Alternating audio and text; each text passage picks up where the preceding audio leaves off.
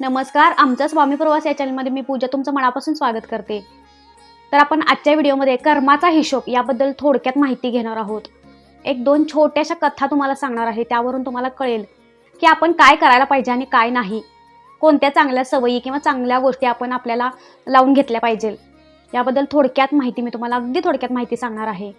तर बघा, परमेश्वर सगळ्यांचा हिशोब ठेवतो। तुम्हाला असं कधी वाटतं का, मी इतकं चांगलं काम करतो तरी माझ्या आयुष्यात दुःख का येतं आणि काही लोक चुकीचं करूनही सुखात का जगतात? तर मित्रांनो, एक गोष्ट कायम लक्षात ठेवा, परमेश्वर कधीच कोणाला विसरत नाही, तो प्रत्येकाचा हिशोब ठेवतो। एक छोटीशी कथा तुम्हाला मी सांगणार आहे। एका गावात दोन माणसं राहत होती। एक खूप चांगला आणि दुसरा खूप स्वार्थी होता। चांगला माणूस लोकांना मदत करायचा, कधीच कोणाचं वाईट करायचा नाही, त्याच्या मनात सगळ्यांबद्दल आदर असायचा। या उलट वाईट माणूस लोकांना फसवायचा, त्यांच्या परिस्थितीचा फायदा घ्यायचा, पैशासाठी तो काहीही करायचा। लोक म्हणायचे चांगल्या माणसाला काहीच मिळत नाही आणि वाईट माणूस मात्र मजेत आहे। पण एक दिवस असं काही घडलं, वाईट माणसाचं नुकसान झालं, खूप प्रमाणात नुकसान झालं आणि चांगल्या माणसाला अनपेक्षितपणे मदत झाली। तेव्हा सगळ्यांना कळलं, देव उशीर करतो पण अन्याय कधीच करत नाही। तर बघा मित्रांनो, आपण जे करतो ते आपल्याला परत मिळतं। चांगलं कराल तर तुम्हाला चांगलंच मिळेल आणि वाईट कराल तर परत ते तुम्हाला वाईट मिळेल। आज ना उद्या, पण ते एक दिवस नक्की मिळेल। याला तर कर्माचा हिशोब म्हणतात। जे तुम्ही कराल तेच तुम्हाला परतून परतफेड म्हणून भेटेल। परमेश्वराचा हिशोब खूप शांत असतो पण एकदम अचूक असतो।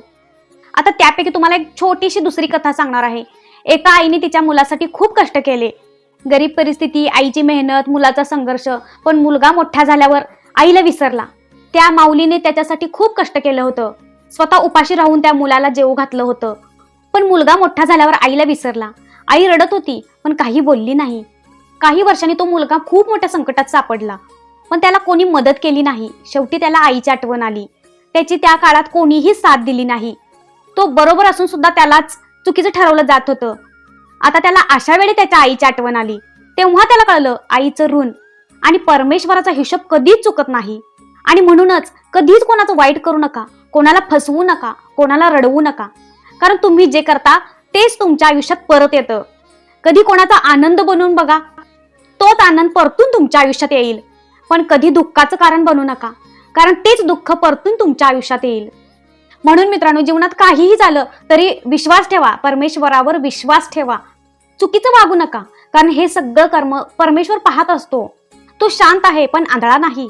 तुम्ही फक्त चांगलं काम, चांगलं कर्म करत राहा, बाकीचं सगळं तो सांभाळेल।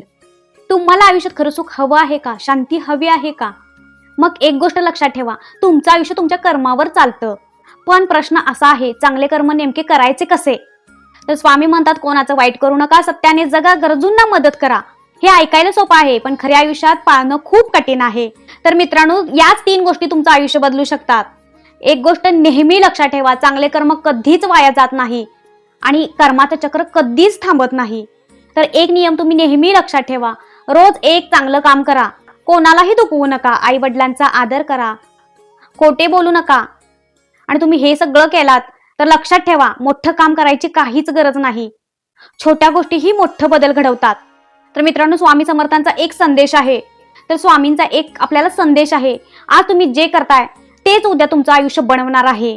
जर तुम्हाला वाटत असेल चांगले कर्म आयुष्य बदलतात, तर कमेंटमध्ये श्री स्वामी समर्थ लिहा, व्हिडिओ लाईक करा, चॅनेलला सबस्क्राईब करा। श्री स्वामी समर्थ, जय जय स्वामी समर्थ, जय जय रघुवीर समर्थ।